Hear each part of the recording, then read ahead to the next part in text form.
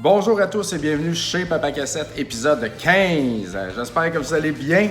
Ça fait vraiment longtemps et puis c'est la première fois que j'enregistre chez Rétro Montréal. Il semble avoir de l'écho un petit peu, là. C'est plus grand que dans mon salon. Ben oui, parce que j'ai été absent depuis quelques semaines parce que Rétro Montréal, maintenant, je travaille du magasin qui n'est pas encore ouvert. Et puis, je ne travaille plus de chez moi. Chez moi, j'étais installé, ça allait bien, puis tout ça. Puis, une fois ici, ben là, ça a été comme un tumulte là, d'organisation et puis de se placer comme il faut. Fait que c'est ça. Mais maintenant, je suis un petit peu plus... Ben, puis aussi, mes journées sont bien occupées. Ça a l'air de rien, mais il y a tout le temps de quoi à faire avec ce magasin à ouvrir là. Même beaucoup de choses à faire, beaucoup de choses à régler.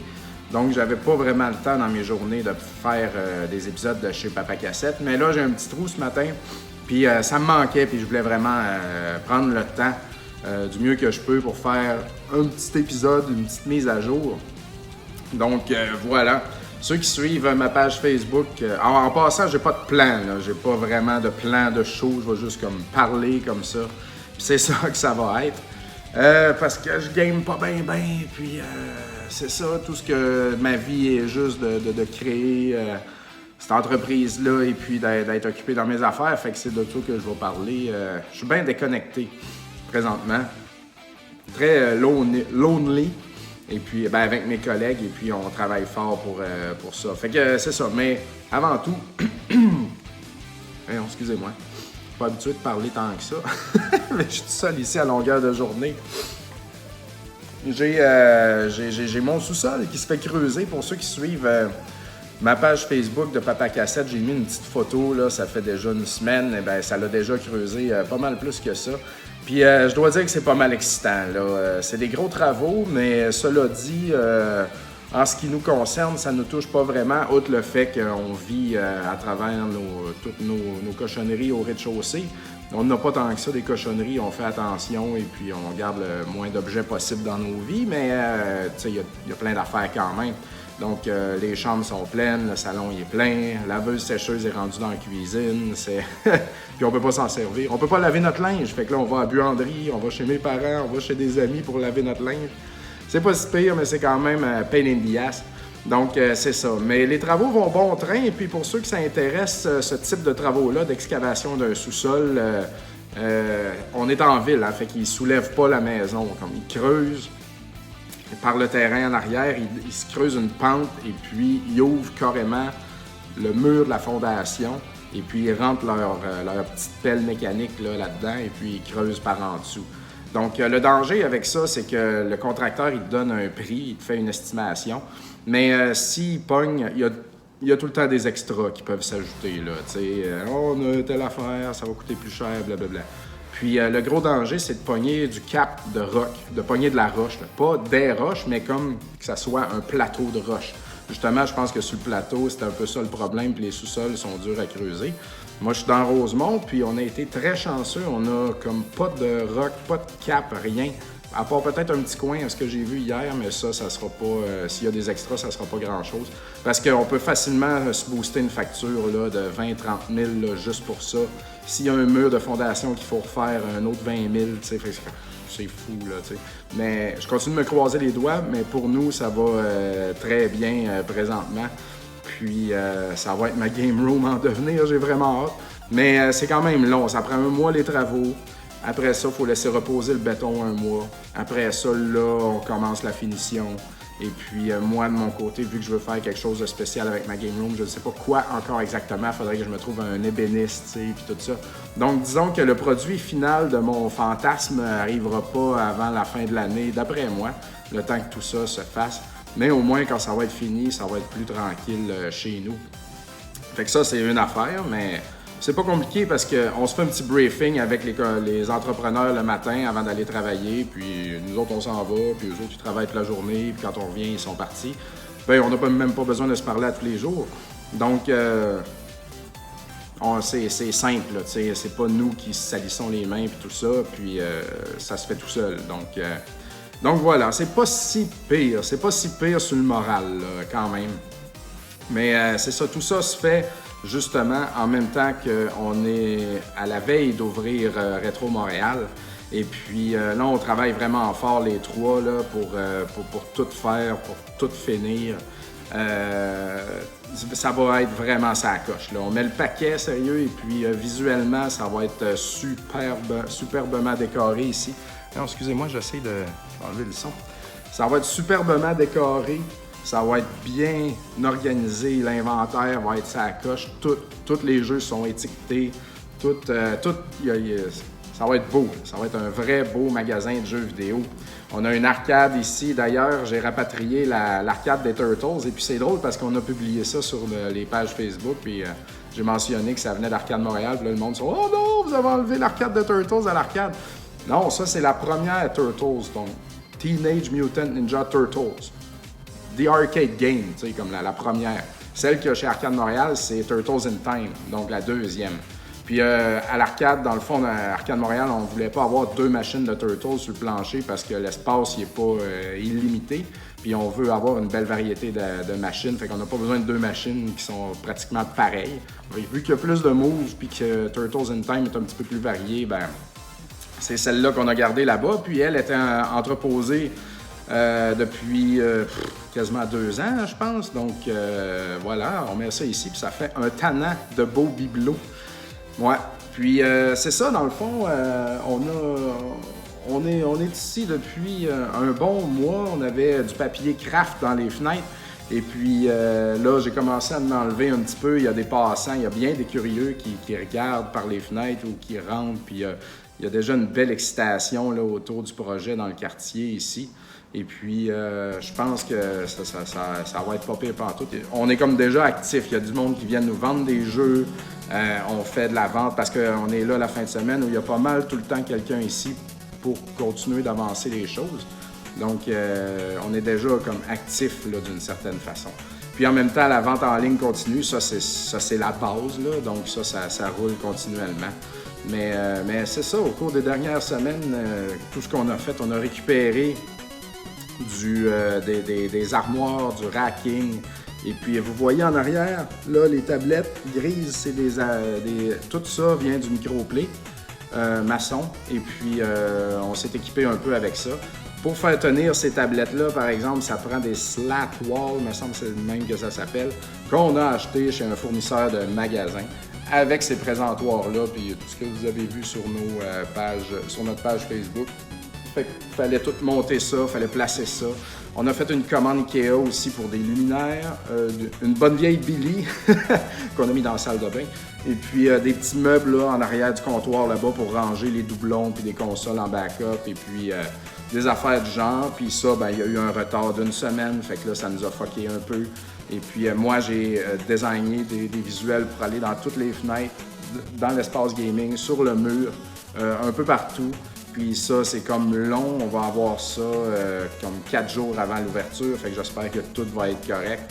Puis en arrière, dans le backstore, que vous ne verrez pas vraiment, on a fait faire deux tables une qui fait mur à mur, où est-ce qu'on peut faire le shipping, tester les jeux, un petit coin cuisine, en face un autre ordinateur avec un gros boot pour prendre les jeux en photo quand on fait de la mise en ligne. Vraiment un setup de pro. Comme ça va aller vite, clac, clac, ça va être super beau. Et puis, c'est ça. Puis, on va avoir un beau coin gaming avec une télé. On va se mettre un Raspberry Pi. On a commandé des manettes 8 bits d'eau, 8 bits d'eau. Excusez, dans ma tête, je dis toujours 8 bits d'eau. 8 bits d'eau de Super Nintendo. Fait qu'on a un Pi et puis on va essayer de se mettre... En fait, on voulait se mettre aussi un dock de Switch. Comme ça, quelqu'un arrive ici, il met sa Switch et puis il peut gamer simplement. Puis nous-mêmes, tu sais, faire des lives et puis tout ça. Mais c'est étrangement difficile à trouver. On n'en trouve pas, du moins à bon prix. Fait qu'on a vu sur Amazon une espèce d'adapteur qui est comme juste un câble que tu branches dans ta Switch puis ça projette à l'écran. Donc, cette espèce d'affaire-là devrait faire la job. Puis on a des beaux petits fauteuils là, Ikea très confortables. Donc, c'est ça. Il va y avoir du gaming ici. Ici, on veut faire des événements, mais il n'y en aura pas... Ben, le truc à vidange, je fais du bruit. il n'y en aura pas tout le temps, tu sais, ça va être sous forme d'événement. Puis l'arcade Turtles, elle ne sera pas ouverte ici dans le jour parce que, tu sais, notre objectif, c'est pas que le monde il colle ici toute la journée. Là. On est un magasin puis on a des choses à faire. Mais quand on va faire des événements, des soirées gaming et tout ça, ben ça va tout être ouvert puis ça va être le fun. D'ailleurs, je vais me prendre une gorgée de café. Avec notre nouvelle vaisselle ici, Dollarama, promenade Ontario.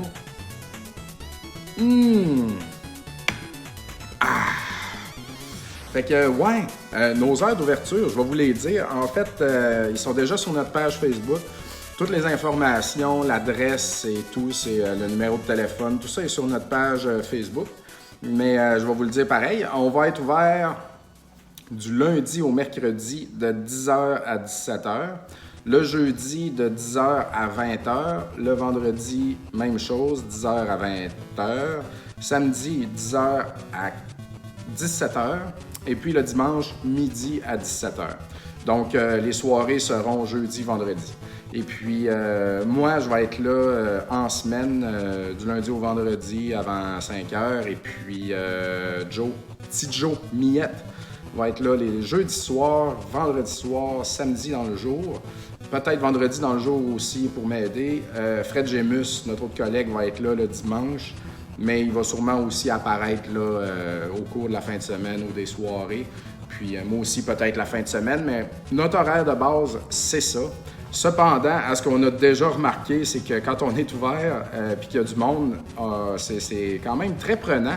Parce que nous, il faut qu'on nettoie des jeux, qu'on les teste, qu'on prenne des photos, qu'on les mette en ligne, qu'on les étiquette, qu'on les mette sur les tablettes. Et puis quand il y a du monde qui vient nous vendre des lots ou acheter des jeux, il faut qu'on s'occupe d'eux bien sûr. Et puis il y a de l'ordinateur à faire, manager les réseaux sociaux et puis tout ça. Donc quand il y a des clients qui viennent, ça nous empêche de faire le reste. Donc ça nous met un peu en retard sur tout ce qu'il y a à faire. Fait qu'on pense vraiment engager quelqu'un là vraiment rapidement.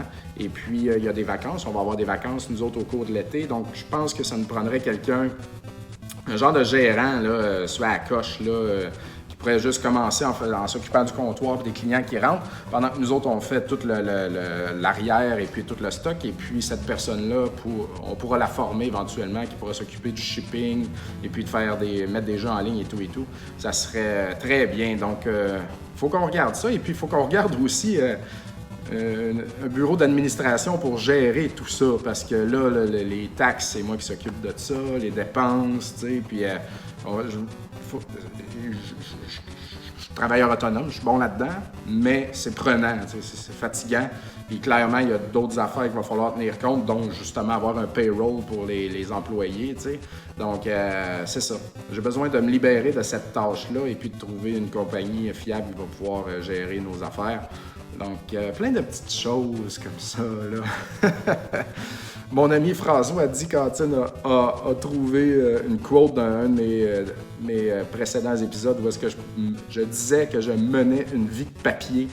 C'est vraiment ça, c'est une vie de papier. Puis, tu sais, ça peut sembler beau avoir des projets de même, et puis c'est bien le fun, c'est bien excitant, mais my God que c'est de la gestion.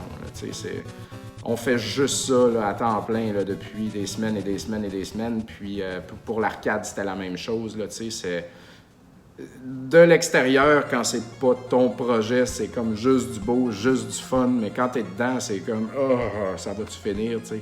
Parce qu'on veut que ça soit vraiment parfait. Là, tu sais. Donc, on le fait avec bonheur et amour, puis on va être bien fiers. Mais pour là on a plus de fatigue que de fierté, là, disons.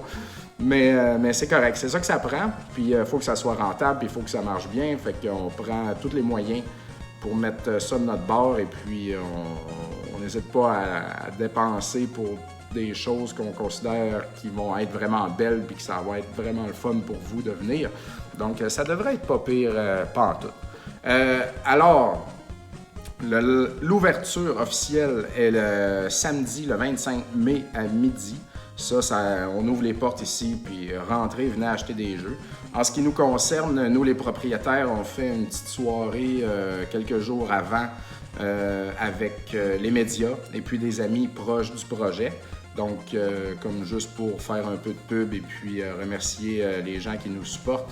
Et puis, c'est privé, c'est une soirée privée. Mais ça va être pas pire, ça va être comme le fun. Et puis, nos amis de la microbrasserie Pixel vont être sur place aussi pour distribuer gratuitement 200 ping-pong IPA. Donc ça, c'est vraiment très gentil de leur part. Je les remercie beaucoup. En même temps, ça fit bien. La ping-pong IPA, d'ailleurs, aura son lancement... attendez un peu, je vais regarder la date. Là, on est le vendredi... Demain, hein, c'est ça. Demain, le 17 mai, chez Arcade Montréal, c'est le lancement officiel de la ping-pong IPA. Donc, on va l'avoir en fût là-bas. Et puis... Hey, attendez, c'est vraiment tannant, ça, c'était Facebook. Là. Je vais fermer ça. Donc, Arcade Montréal va être la seule place à Montréal où vous pourrez boire en fût la ping-pong IPA. Et puis, si vous êtes de Québec, le McFly sera la seule place où est-ce que vous l'aurez en fût aussi. Donc, Pixel ont choisi 2 bars qui fit le concept pour avoir ça. Et puis, on est très honorés de ça. Et puis, ils seront présents au lancement de Rétro Montréal ici aussi pour donner en canette la IPA. Donc, ça, c'est vraiment chouette. Tu vois que ça match là, le concept de la bière de jeux vidéo avec les spots de jeux vidéo. Et puis, en canette, la ping-pong va être disponible à partir de la semaine prochaine. Donc, vous pourrez en avoir dans vos magasins de bière. Alors, c'est vraiment cool. Tout ça se passe la semaine prochaine. J'ai vraiment hâte en même temps. Ça va être le fun. J'ai aussi hâte que ce milestone-là soit passé et puis qu'on commence à relaxer un peu puis juste comme rouler la place ici. Mais c'est ça. Je vous invite tous à suivre notre page Facebook et puis regarder la section événements pour voir tout ce qui se passe. Et puis, on essaye de publier des images quand ça vaut la peine du développement ici. Quand il y a des nouvelles choses qui rentrent, on est excités, on vous le montre. Donc, c'est bien, bien cool. Mais voilà pour Rétro Montréal, en fait, c'est pas mal ça. En ce qui me concerne, moi, côté collection de jeux, d'ailleurs, je vais en parler. Chez Rétro Montréal aussi, on se spécialise dans le rétro, mais on a aussi des fournisseurs. On a trouvé des bons fournisseurs pour avoir des jeux neufs et des accessoires neufs. Donc, mettons, on a une Switch à vendre neuve, ici des manettes de Switch, des manettes de Xbox, de PlayStation 4. On a des jeux de dernière génération. On a des Limited Run aussi. On a toute une panoplie de câbles et puis d'accessoires très utiles. Tout ça, c'est du stock neuf, donc on voulait ça aussi. Je pensais pas qu'on allait le faire maintenant, mais on s'est organisé en conséquence, puis on a déjà passé nos commandes, puis c'est déjà rentré. Alors, on va avoir plein de belles choses. Puis ceux qui écoutent, ceux qui écoutent Rétro Nouveau ou qui nous connaissent, vous allez voir que les jeux qu'on achète, il y en a plusieurs aussi qui nous parlent ou qui nous représentent. Donc, en ce qui me concerne, c'est bien certain qu'il y a Mutant Mods sur les tablettes et puis Curse of the Moon. Mais on a aussi Mario, Mortal Kombat et puis Rage 2, probablement Red Dead. Mille affaires. Fait que c'est ça, on a du neuf aussi chez Rétro Montréal, fait que ça va être pas mal le fun. Donc, c'était un segue vers mes acquisitions. J'ai pas le temps d'acheter des jeux ces temps-ci, je regarde pas pour ça, pas en tout. Et puis, j'ai cependant, vu qu'on a accès à des fournisseurs, je garde pour moi quelques jeux, neufs. Donc, je vais sur Switch Iconoclast, que j'ai pas essayé encore. On en a à vendre. Je m'en suis gardé un. Salt and Sanctuary, qui est nommé comme le Dark Souls 2D du jeu indépendant. Ça m'intéresse. J'osais pas l'acheter neuf au magasin. Je trouvais ça cher, tu sais, mais ici, j'ai un meilleur prix, alors je vais m'en garder une copie.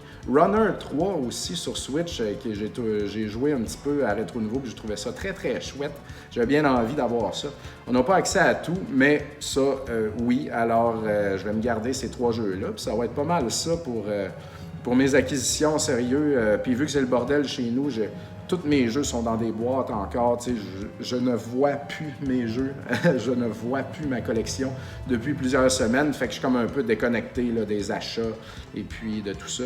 Ce qui est une bonne chose parce que j'économise et puis ça va juste comme me rendre plus heureux plus tard de me remettre dedans, là, tu sais, puis de redéballer mes jeux, puis de les replacer. Genre, ça va être plaisant. Puis je vais aussi faire un ménage là-dedans. Là. Je vais laisser aller plusieurs choses parce que de Rétro Montréal, on a eu un beau lot de consoles dernièrement, dont des consoles high-end de très grande qualité, de analogue. Donc, je me suis gardé pour moi une Super NT noire, qui est comme la Super Nintendo de analogue, que tu peux brancher HDMI sur une télé récente. Et puis, c'est vraiment une console parfaite, là, et puis, il n'y a pas de lag quand tu joues. J'ai même les petites manettes 8-bit Do aussi de Super Nintendo que le gars il avait acheté. Et puis, une SD to SNES, je pense que c'est ça le nom, le kart multijeu de Super NES. Donc là, je suis comme full équipe Super Nintendo. J'ai techniquement plus besoin d'acheter rien de Super Nintendo parce que j'ai tout. Mais je vais quand même continuer à collectionner les jeux de Super Nintendo, même si je les ai tous sur cette cartouche-là. Et c'est vraiment ça à coche. C'est ça que je veux faire pour mon prochain setup. Là, je veux m'acheter aussi une mini NT, qui est la mini console NES de analogue. Et puis, j'aimerais avoir aussi l'Everdrive. Comme ça, j'ai plus besoin de fouiller dans mes jeux pour sortir des jeux. J'ai déjà des Everdrive pour Atari, Coleco, Intellivision. C'est pratique, là, quand même. Ça m'empêche pas de aussi pour Genesis. Ça m'empêche pas de collectionner les choses que j'aime. Ça fait juste comme moins de gossage quand c'est le temps de jouer. Quoique, c'est quand même le fun de sortir un jeu puis le mettre dedans. Je peux le faire quand même. Mais c'est vraiment une question de propreté, de moins de gossage pour moi. Puis je vais me pogner aussi la Mega SG, qui est la Genesis de analogue. Avec ces 3 consoles analogues-là, mon setup va être vraiment sa coche. Et puis, j'ai vraiment hâte d'avoir ça installé.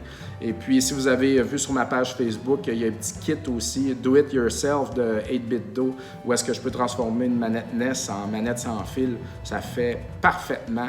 Et puis, 8-bit Do fait aussi une manette Genesis, dont j'ai oublié le nom, mais qui peut être fournie avec la Mega SG. Et puis, tout le monde qui l'ont essayé disent que c'est vraiment parfait comme manette. Alors, moi, c'est clair que je me commande ça aussi.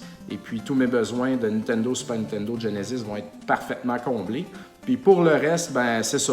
J'ai l'intention de faire du ménage pas mal et puis de libérer beaucoup de jeux qui m'intéressent plus ou moins. Des boîtes de jeux de Super Nintendo et de Nintendo, des jeux que j'ai pas vraiment d'amour, mais je veux garder les jeux pareils, mais les boîtes, je ne tiens pas vraiment. T'sais. Libérer de l'espace, là, ça va vraiment faire du bien. Et puis Atari aussi, je veux faire un ménage dans les boîtes. Peut-être même je vais vendre des sections de ma collection Atari 2600 comme les jeux Imagic. Ça m'intéresse plus ou moins. Puis j'ai une Everdrive si je veux jouer à tout anyway. Pour juste garder, mettons, les Silver Label, les Activision, les Red Label. Ce genre d'affaires-là. Je suis rendu là un peu. J'ai envie vraiment d'avoir une belle collection condensée, pleine de choses que j'aime, tu sais, puis avoir un peu moins de stock, là, parce que j'ai trop de stock. Donc, c'est ça. C'est ma réflexion. J'ai hâte d'avoir mon sous-sol pour préparer, puis regarder tout ça, puis vraiment faire ça propre et final. Parlons jeu maintenant. J'ai finalement pu jouer à Cuphead, mesdames et messieurs. Vous l'avez vu sur ma page Facebook aussi. Je l'ai terminé. J'ai fait un setup de pauvre aussi sur la page Facebook de RDS. D'ailleurs, RDS Jeux vidéo a un groupe Facebook. C'était la première chose qu'il y avait. Puis là, ils se sont créés une page Facebook pour gérer le reste. Donc, maintenant, quand je fais des lives pour RDS, je vais les faire directement sur leur page Facebook. Donc, ça reach plus, et puis ça reach plus que Twitch pour l'instant. Et puis, moi, je suis bien content. Je trouve ça beaucoup plus simple, puis je peux partager ça facilement là, sur tous mes autres réseaux. Alors, voilà, j'ai fait ça un soir de semaine. En fait, RDS m'a fourni le code. Merci beaucoup. Et puis, ça m'a pris comme une couple de, genre 2 semaines avant de réussir à trouver un trou, parce que c'était à l'époque où est-ce que, ben, à ce moment-là, je déménageais chez Rétro Montréal, et puis je pouvais pas la fin de semaine, puis le soir, puis c'est compliqué, les enfants. Fait que j'ai pas eu le choix de le faire avec mes 2 enfants un soir de semaine que ma conjointe était pas là. Donc, il était bien content de me regarder gamer au lieu de faire... au lieu d'aller jouer dehors puis apprendre à lire. Fait que, ouais, c'est le genre de père que je suis. Mais c'est un jeu qui a captivé mes enfants quand même, qui aimaient ça, me regarder jouer à ça. Même si je recommençais tout le temps les mêmes boss, les mêmes affaires, bien sûr. Je l'expliquerai pas. Ben, je peux vous l'expliquer vite pour ceux qui n'ont pas joué Cuphead. C'est juste des boss fights et au travers de ça, il y a des petits niveaux de run and gun avec un petit boss à la fin ou une petite épreuve plus difficile. Mais that's it. Puis, dans le fond, c'est que tu recommences chaque boss tout le temps, jusqu'à ce que tu réussisses à les battre. Chacun d'eux a plusieurs phases, ils se transforment ou il y a d'autres choses qui arrivent. Et puis, c'est pas mal juste ça. Puis, ce qui a aussi fait sortir ce jeu-là du lot, c'est son magnifique look cartoon des années 30, là, genre pensé vieux Mickey Mouse, là, tu sais. C'est magnifique, ce jeu-là. Puis la musique jazz, là, au travers de ça, ça marche super bien. C'est sur la grosse coche. Et puis, c'était une exclusivité Xbox. À mon grand désarroi, c'est sorti il y a quand même un bon bout de temps. Là. Ça se compte en années, je pourrais pas vous dire combien, pas 10, là, hein? Mais 2 peut-être, 2 ans, je sais pas. Vous me corrigerez. Mais moi, j'ai pas de Xbox. Et puis, j'étais vraiment déçu que ça soit exclusif Xbox. Mais c'était aussi disponible sur PC. Steam, puis mais moi je suis pas habile là-dessus. J'ai essayé de me synchroniser une manette pour jouer, puis ça chiait, puis j'ai demandé de l'aide à mes amis, puis mes amis, ils m'ont donné de l'aide, mais ça marchait pas plus. Je me suis tanné, je me suis dit fuck it. Et puis j'ai attendu toutes ces années, puis j'ai finalement eu mon code. Et puis j'ai entendu dire entre les branches qu'il y aura une sortie physique de ça. Quand je dis entre les branches, c'est les gens, quelqu'un qui a travaillé sur le jeu puis qui en a parlé sur Reddit. Alors, c'est ce qu'on m'a montré comme information. S'il y a une copie physique sur Switch de Cuphead, clairement que je vais l'acheter, même si j'ai déjà fini le jeu, pour mettre sur mes tablettes. Et si on est capable d'en avoir chez Retro Montréal, on va en mettre sur nos tablettes aussi pour vous. Et puis, cette copie physique-là aurait là, les derniers upgrades, DLC, whatever. Là. Fait que c'est bien. Mais c'est ça, juste pour finir d'en parler vite. Moi, j'ai trippé bien raide. J'ai terminé le jeu, j'ai ramassé tout l'argent. Je pense que j'étais à 97%. En fait, j'ai pas ramassé tout l'argent. J'ai ramassé tout l'argent dans les run and gun. Mais il me manque genre 3 cents quelque part pour pouvoir acheter le dernier upgrade que je n'ai pas pu acheter parce qu'il me manque ces scènes-là. Et puis, chaque boss, tu peux les faire à easy ou normal, je crois. Et puis, tu n'as pas le choix de les faire à normal si tu veux terminer le jeu. Quand tu termines le jeu, tu peux refaire à hard les personnages. J'ai fait les boss, les niveaux. Je n'ai fait quelques-uns. J'ai pas réussi, mais parce que je voulais juste tester. Et puis, c'est pas si plus dur que ça. Donc, tu sais, moi, j'ai fini le jeu à normal. Je suis satisfait. Puis là, je dis, hard, tu sais, je vais pas me relancer là-dedans encore. Mais j'ai retesté, puis ils font juste craquer un petit peu plus la difficulté, pas trop. Mais t'es déjà comme bien pratiqué, vu que t'as recommencé ces boss-là souvent. Fait que c'est pas si décourageant, donc ça me donnerait peut-être le goût de l'essayer éventuellement, tu sais.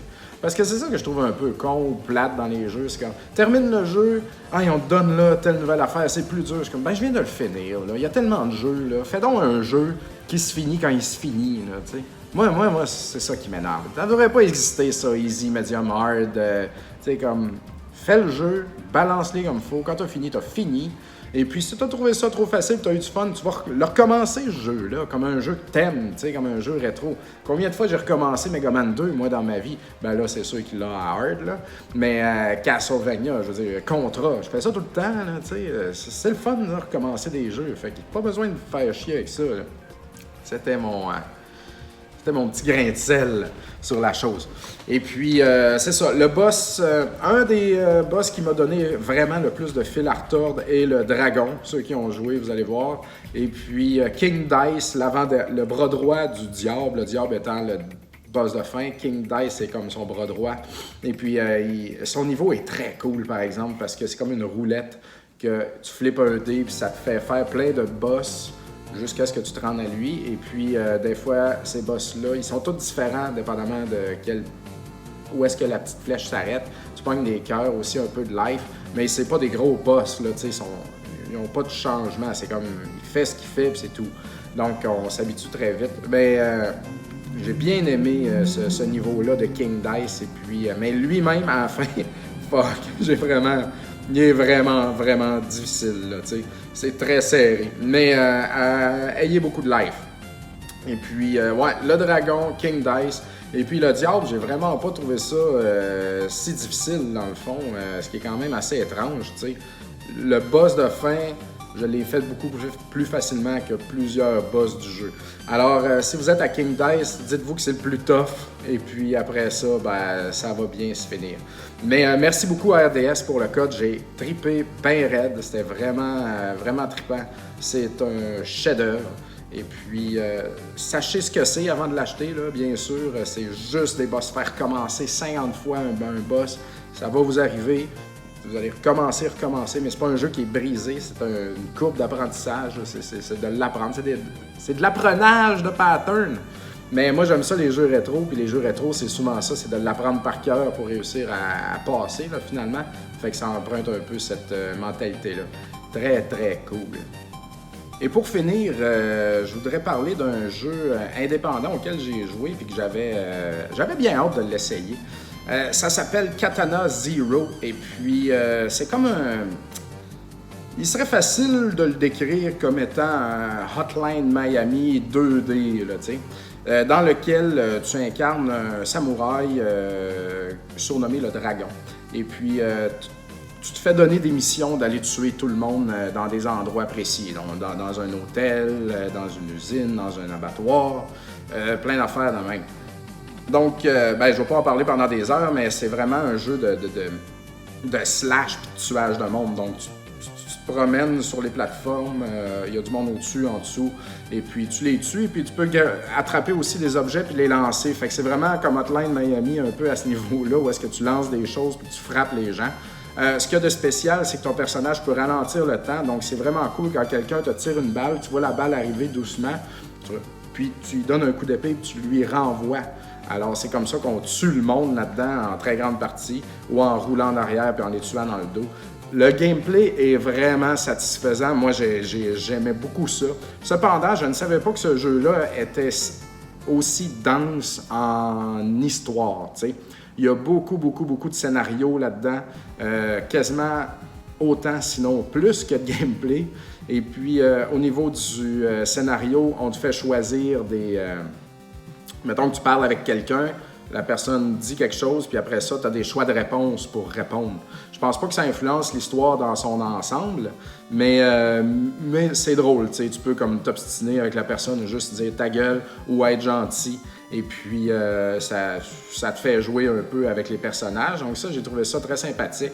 Mais en passant, ça se passe à l'ère moderne. Hein. Ça, c'est comme dans présentement. Là. C'est pas... T'es comme un samouraï en robe de chambre avec ton épée, mais tu marches de même dans la rue, personne ne dit rien. Là, mais c'est cool de même. Et puis, t'habites dans un taudis, puis ta voisine...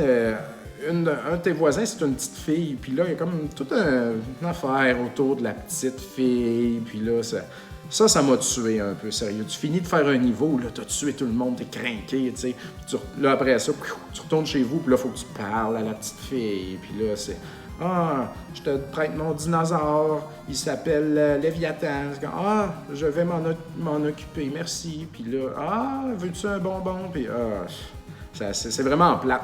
Mais pour le reste de l'histoire, c'est quand même intéressant parce qu'on se fait donner les missions par notre psychologue. Et puis, ou psychiatre, là, whatever. Et puis, il donne une injection à ton médicament après que tu aies fini de lui parler. Et puis, c'est lui qui te donne les missions. Donc, tout ça pour découvrir au final que ce médicament-là est une drogue qui s'appelle la Chronos. Et puis, tu es addict à ça parce que toi, tu as été entraîné un peu comme un soldat. Et puis, tu es un test de la Chronos, dans le fond, pour faire de toi un super soldat dans une guerre passée où est-ce que tu as tué plein de monde. Et puis là, maintenant, tu es juste comme un déchet de restant de cette guerre-là. Et puis, tu es addict à ça, ça te bouffe la tête, cette drogue-là. Donc, c'est ça que tu découvres un peu avec l'histoire, dans le fond. Je vais arrêter ça là pour pas spoiler rien. Mais c'est quand même cool, c'est bien fait, tu sais. Puis il y a un niveau en moto aussi, où est-ce que tu slashes le monde. Il y a quand même... Les niveaux se ressemblent tous à part bien sûr le visuel, mais il y a des petites variétés ici et là, c'est bien, là. Il y a du petit platforming, donc c'est bien varié. Moi, j'ai adoré ça, vraiment, mais l'histoire prend beaucoup de place, puis des fois, ça venait lourd. Cependant, à force de jouer, j'acceptais de plus en plus l'histoire, surtout que je la comprenais de plus en plus. Puis, tu sais, c'est très fucké, là. C'est comme un film de David Lynch, là, ou whatever. Ils prennent l'histoire, excusez, ils la coupent en morceaux, puis, tu sais, ils passent des bouts avant, puis des bouts après. Fait que, tu sais, puis là, d'un coup, il y a un monstre, je suis mort, qu'est-ce que c'est? Fait que c'est ça. C'est fucké, mais c'est cool. Puis aussi, je voulais mentionner, avant de commencer chaque niveau, ton personnage, il sort son Walkman, il met une toune, il pèse sur play, puis il remet ça dans sa robe de chambre, puis on voit dans le bas le nom de la toune et l'artiste. Et puis, je trouvais que c'est une belle façon de mettre en valeur là, les gens qui ont fait la musique de ce jeu-là. Et le soundtrack est disponible sur Spotify, puis moi, c'est très synthwave, mais ambiant. Et puis moi, j'écoute ça là, en travaillant depuis une semaine et dans mon char. Et puis c'est vraiment cool, là, ça, j'aime. Vous devriez aller écouter ça, c'est super bon. Et puis c'est un jeu qui coûte 20$, puis vous allez avoir pas mal de gameplay quand même, pas mal d'heures de jeu, une belle histoire. C'est un bon package, à bon prix. Ça vaut la peine, d'après moi. Ceux qui me connaissent diront « Ouais, mais t'as pas attendu la copie physique. » Cette fois-là, non. J'avais envie de jouer tout de suite. Ça arrive, mais si jamais il y a une copie physique qui sort, oui, je considérerais fortement l'acquérir. On va peut-être en avoir à vendre ici aussi, d'ailleurs, pourquoi pas. Mais c'est un beau jeu, vraiment cool. Puis c'est publié par Devolver. Donc, Devolver, ils choisissent bien les jeux qu'ils publish, là, tu sais. Tu dis développé, c'est publié par Devolver. Fait que c'est ça, c'est du Devolver, là, donc très cool. Fait que c'est ça, ça fait pas mal le tour, je dirais. Je voulais juste mentionner, Rétro Nouveau, on a fait notre 150e épisode, donc c'est disponible, on en a même fait un de plus. Alors, allez écouter ça, c'est comme une belle rétrospective. On fait ça depuis 2011, hein, fait que c'est une belle rétrospective là, de tout ça. Et puis, on a eu bien du fun, ça vaut la peine. Donc, c'est en ligne, allez au retronouveau.ca, tout notre stock est là-dessus. Et puis, voilà, moi, je vous dis au revoir tout de suite parce que là, je vois, je suis notifié. Là, je vous parle, mais en même temps, je filme avec mon téléphone, puis depuis tantôt ici, dans le haut, je vois des notifications de l'entrepreneur qui n'arrête pas de m'écrire puis de m'envoyer des photos, puis je commence à stresser. Donc, ça, c'est les extras, hein? Fait qu'il il me dit combien ça va coûter. Alors, je vais aller voir ça. Et puis, on continue de rouler ça ici. 25 mai, Rétro MTL, Rétro Montréal. Suivez notre page Facebook. Ça va partir à ce moment-là. Allez voir le 150e de Rétro Nouveau. Et la Ping Pong IPA est disponible chez Arcade Montréal. Alors voilà. À très bientôt, chers amis. Ciao!